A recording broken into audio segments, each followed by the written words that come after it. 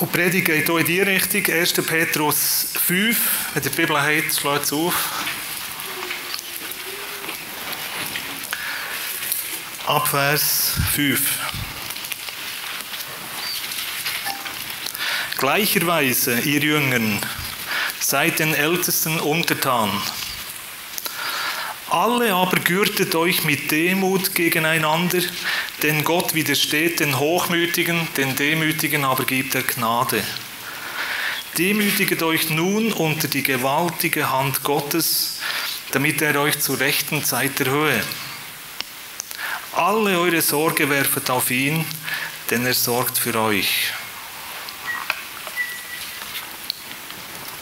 Also da lesen wir viel von Demut in diesem Vers. Oder in diesen Versen. Demut. Was heisst Demut? Was ist Demut? So normalerweise versteht man unter Demut, das ist immer der Unterweg gehen. Immer einstecken, einkassieren. Auf sich herumtrampeln. Das ist so das, was man unter Demut versteht. Bückt durch das Leben gehen. Inkompetent. Hast nichts zu sagen.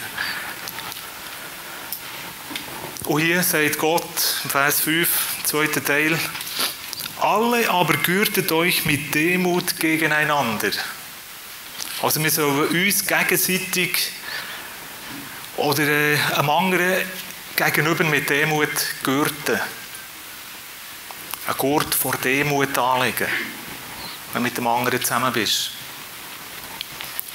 Was heisst das? Das heisst eigentlich, einander untertan sein. Unterordnen. Sich unterordnen unter anderen. Sich erniedrigen unter anderen. Oder anders gesagt, den anderen höher achten als dich selber. Und zwar per Entscheidung. Ich entscheide mich, ich tue mich dir unterordnen, ich tue dich höher achten als mich selber.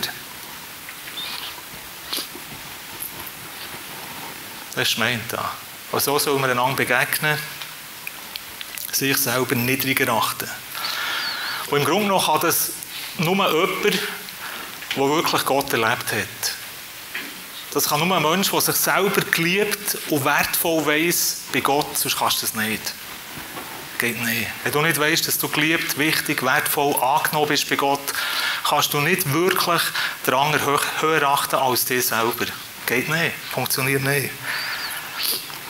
Wenn du das nicht erlebt hast bei Gott, wenn du nicht Liebe, Wert, Bestätigung, Annahme, Ehre bei Gott bekommen hast, dann suchst du es bei Menschen. Jeder von uns. Jeder ist so gebaut. Wir brauchen das. Das sind Grundbedürfnisse, unsere seelischen Grundbedürfnisse von jedem. Und wenn wir es nicht von Gott holen, von Gott bekommen, dann suchen wir es bei Menschen. Dann suchen wir, dass Menschen uns Applaus geben, Bestätigung, Wert, Liebe und Annahme. Und hier steht gerade, wir sollen uns gegenseitig gürten, umgürten mit Demut. Einander so begegnen, in Demut. Und das können wir nur, das kannst du nur, wenn du wirklich das bei Gott bist geholt, was du brauchst. Sonst schaffst du es nicht. Und Gott sagt hier nicht einfach, wir sollen uns gürten mit Demut gegeneinander, so als Gesetz, als Druck, sondern mit einer Begründung. Er gibt auch eine Begründung. Alle aber gürtet euch mit Demut gegeneinander, denn, also es hat einen Grund. Gott will es nicht einfach so, dass wir möglichst alle so ein bisschen inkompetent und unterdurchgehen, sondern mit einer Begründung. Es hat einen Grund, warum dass wir das so machen sollen. Da steht, denn Gott widersteht den Hochmütigen, den Demütigen aber gibt er Gnade. Gnade. Wenn du Gnade willst in deinem Leben, wenn du Gnade willst, dann müssen wir das praktizieren. Oder dann dürfen wir das praktizieren. Gürte mit Demut gegenüber den anderen. Wer von euch will Gnade? Das wollen wir doch alle, oder? Das brauchen wir alle. Was ist Gnade? Gnade ist im Grunde genommen jede Segnung, jede Gebetserhörung, überhaupt alles, was von Gott kommt, ist Gnade. Es ist geschenkt. Und wenn wir Geschenke wollen von Gott, Gebetserhörungen, was auch immer das du brauchst, es ist Gnade und es kommt nur zu dir, wenn wir eben die Schritte machen, wo Gott sagt, dass wir sie machen sollen. Und er verlangt das nicht von uns, für uns irgendwo zu schikanieren oder zu plagen, sondern damit er eben seine Geschenke zu uns bringen kann, dass er seine Geschenke, seine Gnade bei uns abladen kann. Darum sagt er, macht das, damit ich meine Gnade dir geben kann. Weil sonst kann er sie nicht geben. Also wir sollen uns gegenseitig unterordnen, damit Gott seine Gnade uns geben kann. Und Demut ist etwas, was sich vor allem im zwischenmenschlichen Bereich äußert. Da wird Demut sichtbar. Im zwischenmenschlichen Bereich ist es doch, wo wir uns oft abheben von den anderen. Da wollen wir besser sein oder zumindest besser scheinen als die anderen. Da wollen wir uns profilieren, erfolgreich sein, etc. etc. Im zwischenmenschlichen Bereich spielt das ab. Im Zusammensein mit anderen Menschen wollen wir etwas darstellen. Wollen wir mehr sein oder besser sein. Und genau in diesem Bereich sagt Gott, du den anderen höher achten als dich selber. Gürte mit Demut. Tu die erniedrigen von den anderen. Oder jetzt vielleicht auch schon erlebt, es gibt Menschen, die können das irgendwie von Natur aus schon. Die können das. Auch wenn es nicht Christen sind. Ich habe schon Menschen erlebt, einmal am Ort, wo ich gearbeitet habe, ist einer zu mir gekommen und hat meinen Roller angeschaut. Die meisten spotten ja, wenn man mit einem Roller kommt, vor allem die TÜV-Fahrer. Und dann ist einer gekommen und hat gesagt, «Bau, hast du einen schönen Roller?» Und hat mir gedacht, wenn mir das gut tut. Es tut einfach gut, wenn jemand kommt oder ein Kompliment macht. Und es gibt irgendwo eine ganz andere Ebene, eine zwischenmenschliche Ebene zu dieser Person. Andere sind kommen und sagen, hey, meine ist viel grösser. Mein TÜV ist viel schneller, viel besser. Das ist nichts, was du da hast. Oder in anderen Bereichen, dass die Leute kommen und sagen, hey, das hast du so gut gemacht. Dabei können sie es vielleicht besser. Aber sie kommen zu dir und sagen, hey, das hast du so gut gemacht. Hat mir so gefallen. Und andere kommen und sagen, ich kann es viel besser. Also dort hast du Fehler gemacht und das war nicht gut gewesen. Habt ihr das auch schon erlebt, oder? Es gibt Menschen, die können das von Natur aus, können sie irgendwie den anderen höher achten als sich selber. Und Gott sagt, das soll man machen. Tu die anderen höher achten als dich selber. In allen Bereichen.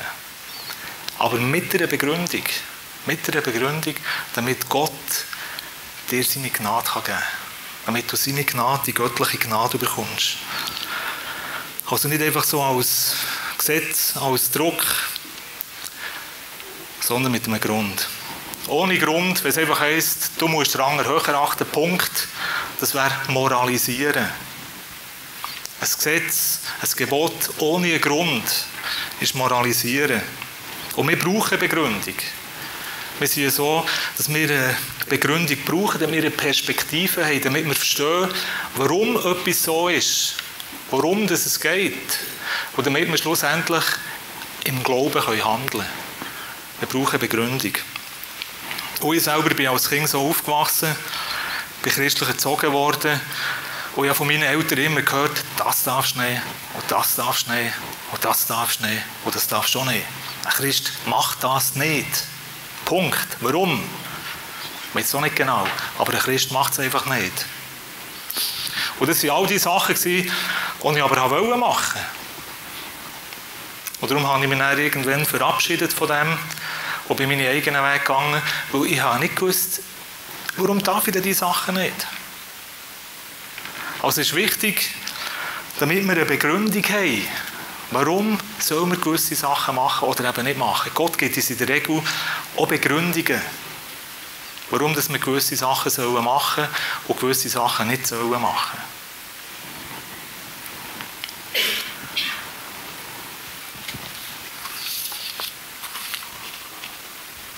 Zum Beispiel Ehre Vater und Mutter, damit es dir wohl ergehe und du lange lebst in dem Land, das ich dir geben will. Eine Begründung. Gott gibt uns meistens eine Begründung.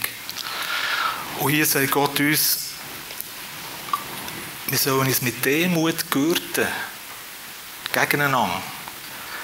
Mit dem Grund, dass er seine Gnade dir geben kann, dass seine Gnade zu uns durchkommt, dass Gebetserhörungen kommen, dass seine Kraft kommt, dass seine Segnungen kommen etc. Das, was du brauchst, das, was du von ihm erbeten hast. Und darum sagt der Petrus hier das. Tu die anderen höher achten als dich selber. Tu den anderen höher achten als dich selber. Nicht der, der schon von Natur aus höher ist als du, von Stellung her, in der Hierarchie oder wie auch immer. Sondern alle zusammen höher achten. Auch der höher ist in der Hierarchie, soll der höher achten, der unter ihm ist. Jeder soll jeden höher achten. Das ist das göttliche Prinzip. Und nicht einfach so als religiöse Aktion,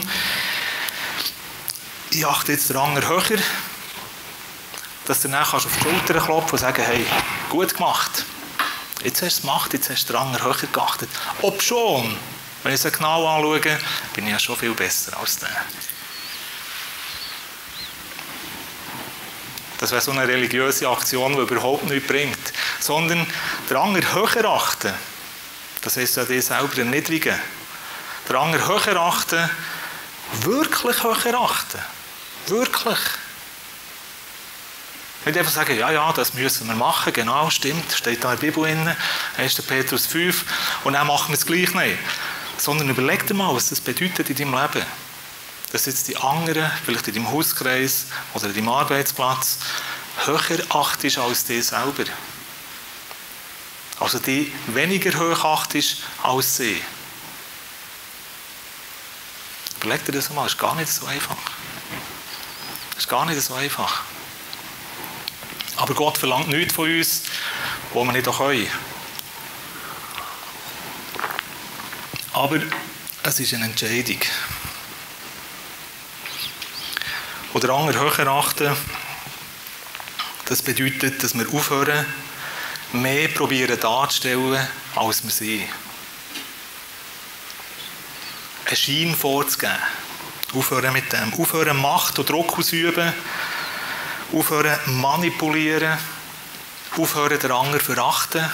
Weil solange wir andere verachten, tun wir uns höher achten als sie. Das ist ein Lebensstil. Oder andere höher achten oder die selber erniedrigen, heisst nicht, dass wir inkompetent werden, dass wir nicht mehr zu sagen haben, dass wir nur noch duckt und kuschend durchs Leben durchgehen. Sondern es ist eine Einstellung, eine Haltung einem anderen gegenüber, eine Haltung von Wertschätzung. Ich schätze dich wertvoll. Probiere den anderen mit den Augen Gottes zu sehen, so wie Gott ihn sieht. Gürten mit Demut, das bedeutet auch, ist eine Haltung vom Dienen. Ich will dir dienen. Also, ich will nicht herrschen über dich, sondern ich will dir dienen. Ich will dir Gutes tun. Und das ist etwas, was vor allem im zwischenmenschlichen oder fast ausschließlich im zwischenmenschlichen Bereich passiert, dass wir den anderen höher achten. Das ist eine Entscheidung. Es fängt mit der Entscheidung an. Ich will das machen. Ich will meine Mitmenschen höher achten als mich selber. Und jetzt geht es noch einen Schritt tiefer im Vers 6. Demütigt euch nun unter die gewaltige Hand Gottes. Wieder mit der Begründung, damit er euch zur rechten Zeit erhöhe.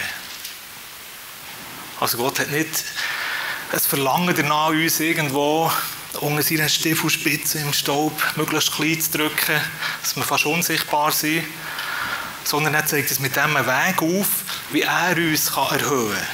Dass wir nicht von Menschen erhöht werden, weil die Menschen lassen die irgendwann wieder fallen. Aber Gott will dich erhöhen.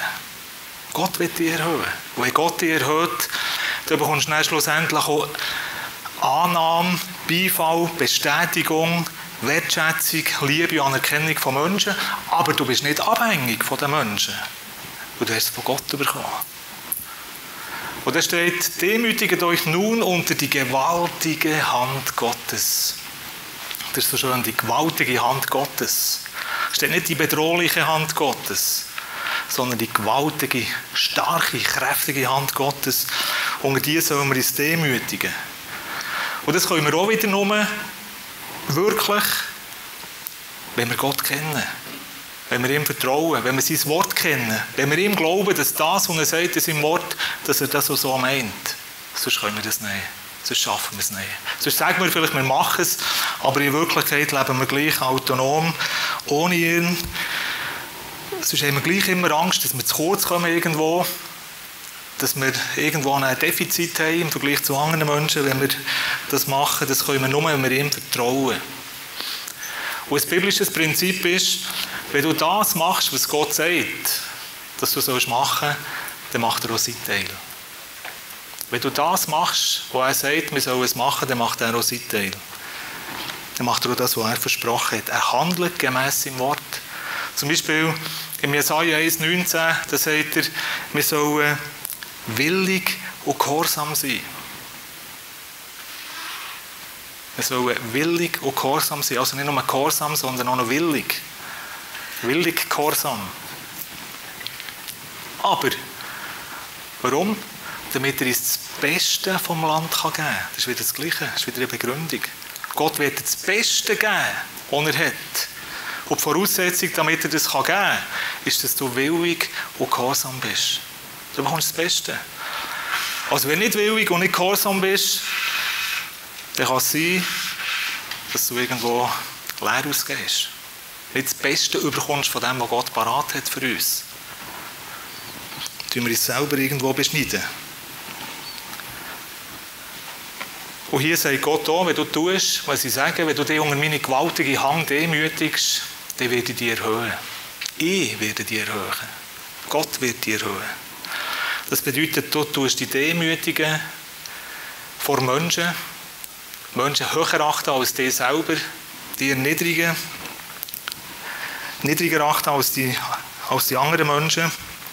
Du tust dich unter die gewaltige Hand Gottes demütigen und Gott ist es, der dich wird erhöhen. Er wird es tun. Er wird es tun. Also du musst es nicht selber machen, du musst dich nicht selber bemühen, mit deinen Fähigkeiten, mit deinen Möglichkeiten, mit deinen Vorzügen, vielleicht mit deinem IQ oder Schönheit oder was auch immer, dass du Respekt und Ansehen bekommst, angenommen bist von den Menschen, Liebe bekommst. Das wäre alles eigenes Bemühen. Das wäre das Gegenteil von Demut. Das wäre Hochmut. Unsere eigenen Bemühungen sind in diesem Zusammenhang Hochmut. Unabhängig von Gott, losgelöst von Gott. Wenn wir selber Ehre und Liebe und Bestätigung und Annahme holen von Menschen, sagt Jesus in Johannes 5,44, dann können wir nicht glauben. Dann können wir nicht glauben. Wie könnt ihr glauben, die ihr Ehre voneinander annehmt? Und die Ehre vom alleinigen Gott sucht ihr nicht. Also wer Liebe, Bestätigung, Wertschätzung bei den Menschen holen will, statt bei Gott, der kann nicht glauben. Der kann nicht glauben, der kann nicht im Glauben von Gott empfangen, was Gott für uns parat hat, für dich parat hat. Und Gott sagt, ich will deine Bedürfnisse stillen.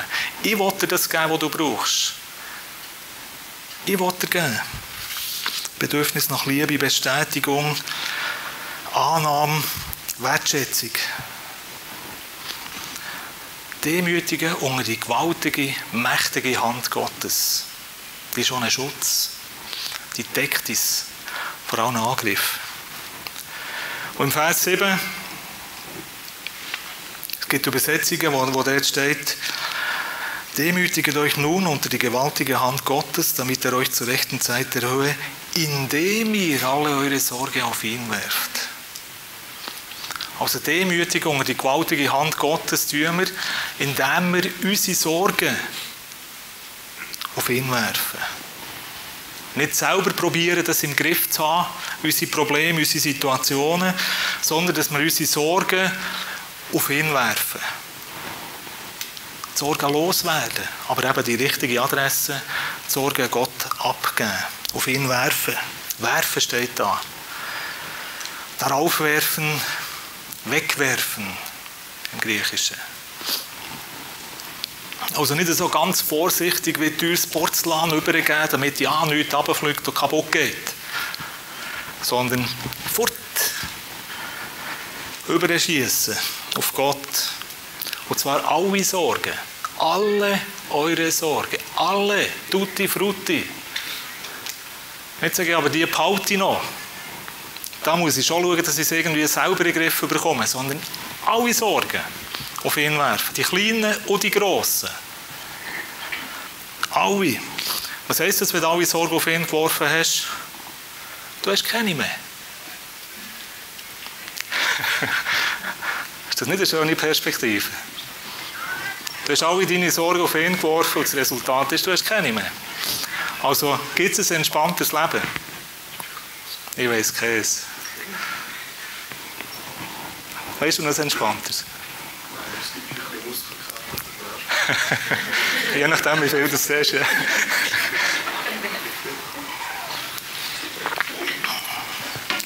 Also überall dort, wo wir um etwas rotieren, wo wir uns eben sorgen, überall dort, wo wir etwas umstudieren und nicht loskommen davon, aber auch überall dort, wo wir besorgt sind um etwas, besorgt sind, dass es vielleicht so läuft, wie es sollte oder wie wir es uns vorstellen, alles auf ihn abwerfen. Alles auf ihn abwerfen. Sorgenfrei leben. Und Gott sagt das nicht so, dass wir dann gleich uns sorgen, sondern er meint es wirklich so. Er meint es wirklich so. Die Sorgen auf ihn werfen. Sorge ist ja die Unsicherheit. Kann ich das Problem, die Schwierigkeit mit meinen eigenen Mitteln, mit meinen eigenen Möglichkeiten, kann ich es lösen? Länger meine Fähigkeiten, für das Problem zu lösen? Oder länger sie nicht? Längt das, was ich habe, dass ich es in den Griff bekomme, das Problem? Das ist die Sorge, die Unsicherheit. Und wenn man es locker kann, wenn es kein Problem ist, dann machen wir uns noch keine Sorgen. Aber in diesem Bereich sind wir näher in Gefahr, dass wir Gott auch gar nicht brauchen. Dass wir unabhängig von ihm leben. Und dort, wo wir merken, dass wir eben die Möglichkeiten nicht haben oder dass es knapp wird, dort fangen wir an zu sorgen. Wo wir merken, jetzt weiss ich keinen Ausweg mehr, jetzt weiss ich keine Lösung mehr. Dort fangen wir an zu rotieren. Oder dort, wo wir nicht sicher sind, dass es reicht. Dort fangen wir an zu studieren und probieren zu schauen, irgendwie, wie könnte ich mich noch absichern, was könnte ich noch machen, was gibt es noch für Möglichkeiten, hoffentlich klappt es. Und das ist immer die Frage, was ist, wenn es nicht klappt? Was ist, wenn? Was ist, wenn es nicht geht? Und man probiert sich abzusichern. In unserer heutigen Zeit sind ja die meisten Menschen überversichert. Überversichert, damit man sich eben keine Sorgen machen müsste. Und trotzdem macht man sich überall Sorgen. Trotzdem macht man sich Sorgen. Und wenn man sich Sorgen macht, dann probiert man das Problem zu lösen in Gedanken und dann hat man schlaflose Nächte und studiert und rotiert und kommt nicht los davon in den Gedanken und es geht ihm immer schlechter und es ist wie eine Spirale, die so langsam immer weiter runtergeht und ihm schlussendlich will alle Freude und alle Frieden wegnehmen. Die Folge ist schlaflose Nächte, man kommt nicht zur Ruhe, man grämt sich in den Sorgen. Und das ist eine Gefahr, dass wir in die Sorge hineinkommen. Und ich am Montag gehört habe, dass ich das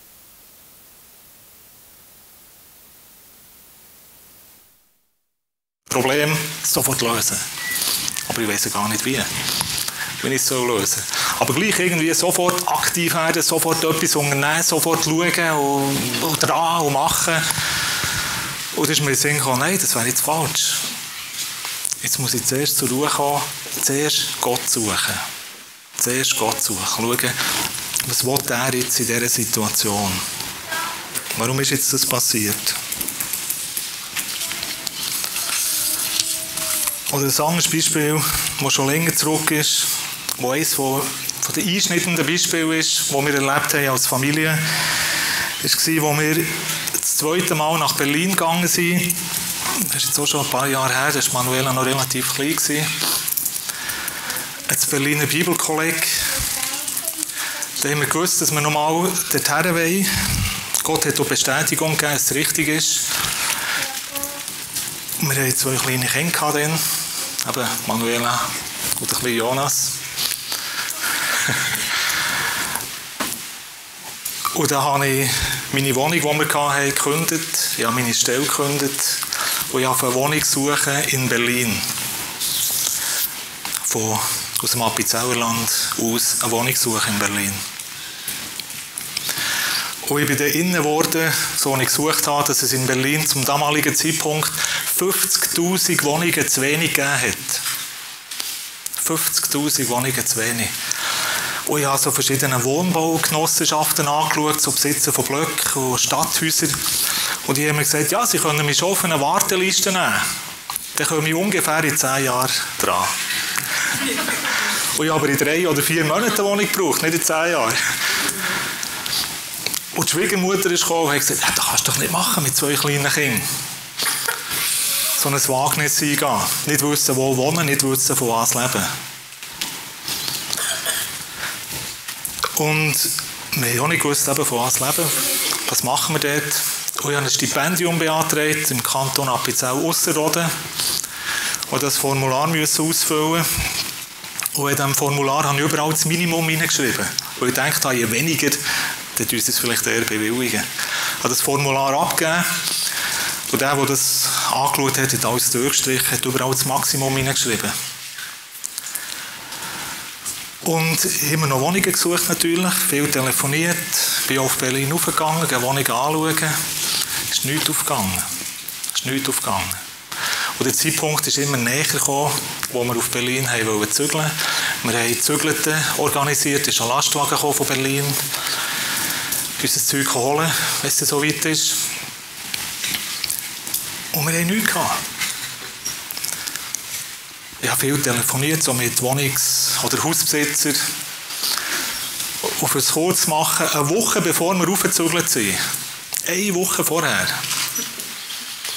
haben wir Zusage bekommen für eine Wohnung. Aber wir sind am Sonntag auf Berlin gekommen und das war eine Hausbesitzerin, die hat gesagt, wir können aber erst am Donnerstag rein. Weil der Donnerstag war der 1. Oktober oder September. Wir können erst am 1. rein, das wäre am Donnerstag. Also wir wären am Sonntag raufgekommen, hätten erst am Donnerstag rein können. Möbel irgendwo im Lastwagen stehen und nie können schlafen, also wäre enorm schwierig geworden. Und dann, einen Tag vorher hat sie uns zugesagt, dass wir schon am Sonntag rein können. Also es war sehr spannend.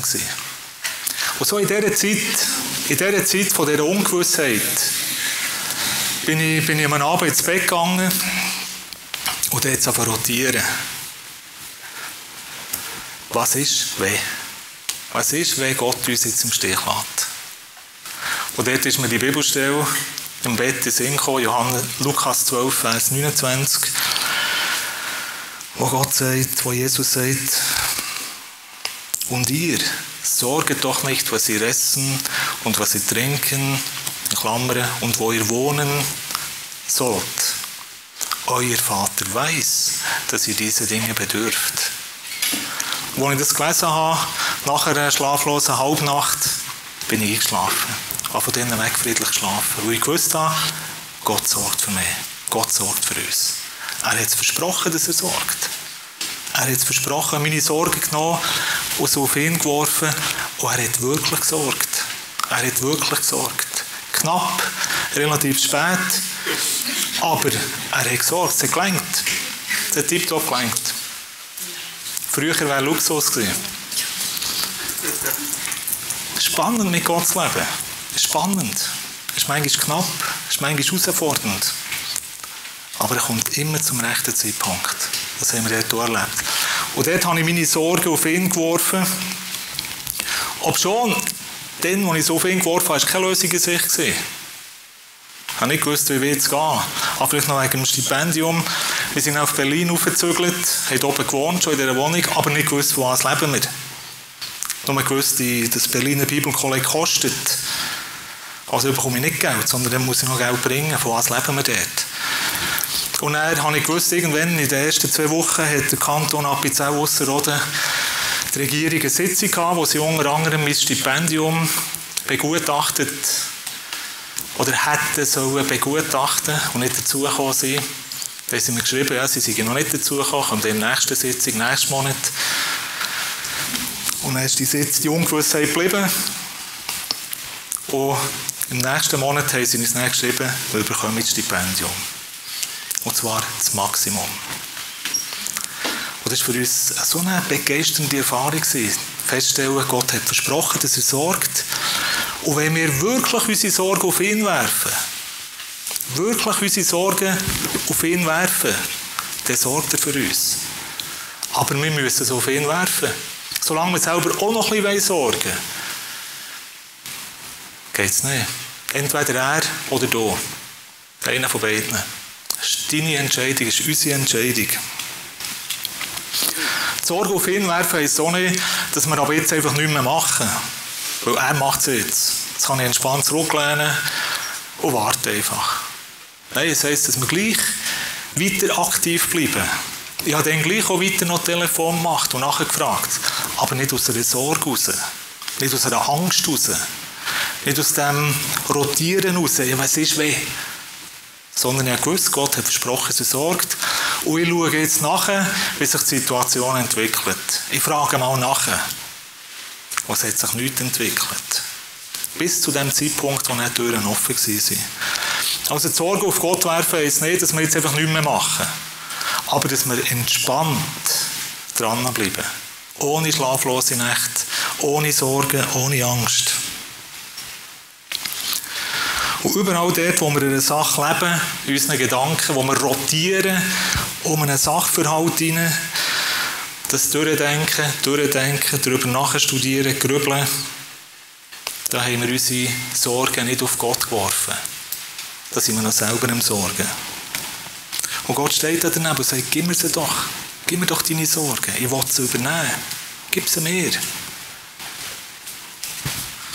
Er kann sie ja viel besser als mir. Und das ist im Grunde genommen die Strategie vom Teufel. Er will uns zum Sorgen bringen.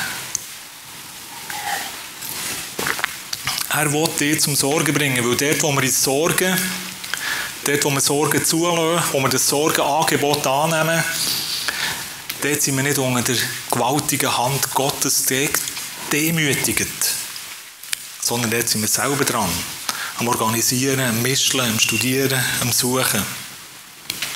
Darum sagt der Petrus da im nächsten Vers, alle eure Sorgen werft auf ihn, denn er sorgt für euch. Seid nüchtern, wachet, wacht darüber, dass du nicht auf das Sorgenangebot, wo die Umstände, wo die Welt, wo Satan dir anbietet, darauf hineinfliegst. Seid nüchtern, wachet, euer Widersacher. Der Teufel geht umher wie ein brüllender Löwe und sucht, wenn er verschlingen kann. So Sorgen können sein wie ein brüllender Löwe. Hast du das Gefühl, das frisst dich auf, das verzehrt dich. Bist nüchtern, bist wachsam, flieg nicht darauf hinein. Satan tischt uns manchmal so Situationen auf, Schwierigkeiten, Unmöglichkeiten, Ausweglosigkeiten, Ungewissheiten, damit er uns Angst einjagen kann, Sorgen einjagen kann. Und damit er das Wort Gottes in Frage stellen kann. Und sagen, Gott hat es zwar schon gesagt, aber, wenn das funktioniert, geht doch nicht, klappt doch nicht. Und dass wir dann aus eigener Kraft, aus eigener Leistung, aus eigenem Bemühen probieren, eine Lösung, Hilfe zu suchen, so wie es die Menschen von dieser Welt auch machen. Ohne Gott. Ohne Gott. Das ist seine Strategie. Das ist die Strategie Satans, dass er uns verführen kann, dass wir auf das Sorgenangebot hineinfliegen, die Sorgen aufnehmen. Und mit dem raubt er uns Freude, Frieden, den Schlaf, Segen. Und das ganz Mühsame ist das Gegenteil von Demut. Wenn wir selber sorgen, ist eigentlich Hochmut. Wir tun uns so eigentlich von Gott distanzieren, sagen, ich mache es selber. Und hier haben wir gelesen, im Vers 5, Gott widersteht den Hochmütigen. Das ist das Verheerende. Wenn wir selber sorgen, dann lässt uns Gott sein. Dann lässt er uns sein.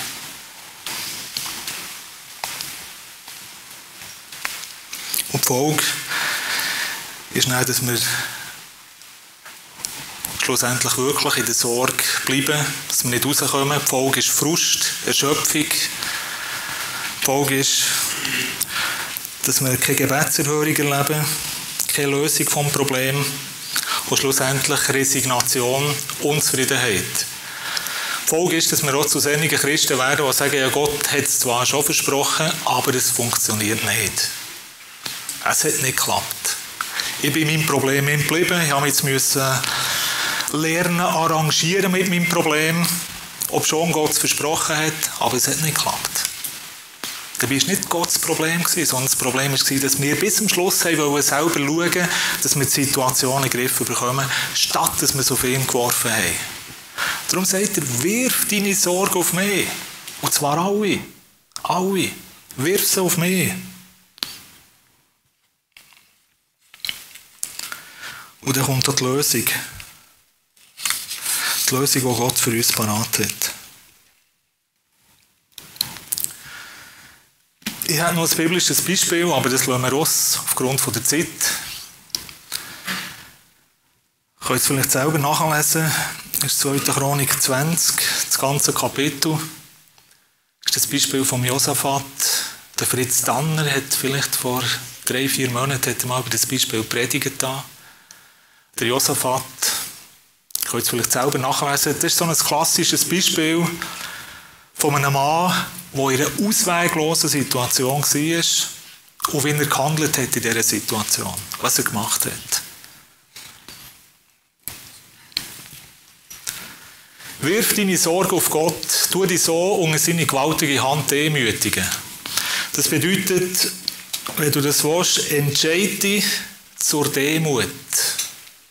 Entscheide dich zur Demut. Und Demut ist etwas, was uns allen nicht unbedingt so, ja, das machen wir gern. Das schlägt niemand so von uns. Aber wenn wir wissen, warum wir uns zur Demut entscheiden sollen, dann fällt es uns eben leichter. Und Demut heisst, ich hole alles, was ich brauche.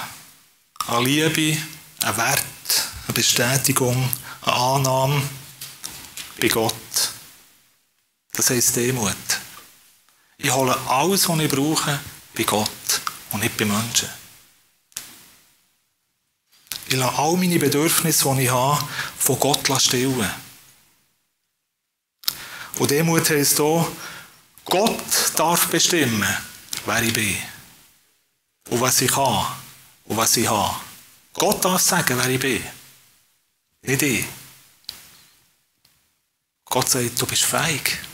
Du bist stark. Du bist ein Überwinder. Gott darf sagen, wer du bist. Nicht du. Wenn du es selber noch machen willst, bist du losgelöst von Gott. Das ist Hochmut. Demut heisst, Gott darf sagen. Entscheide dich zu dieser Demut. Geh alles, was du brauchst, bei ihm holen. Entscheide dich, die anderen höher zu achten als dich selber. Aber im Wissen, warum dass du das machen sollst. Entscheide dich dazu. Tu dich der gewaltigen Hand Gottes unterordnen, damit er dich erhöhen kann. Das ist eine Entscheidung. Und wirf deine Sorgen, alle deine Sorgen auf ihn. Wirf sie auf ihn. Das ist schon eine Entscheidung. Triff die Entscheidung, wenn du das willst, jetzt an diesem Morgen. Ich werfe all meine Sorgen, all meine Kümmernisse, wirf ich auf ihn. Weil er hat versprochen, er wird sorgen. Und er steht zu seinem Wort.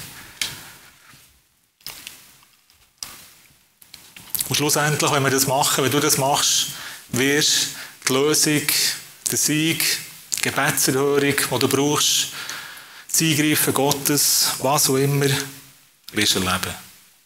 Dann kommt es. Dann kommt die Gnade Gottes zu dir, wenn wir das machen. Amen.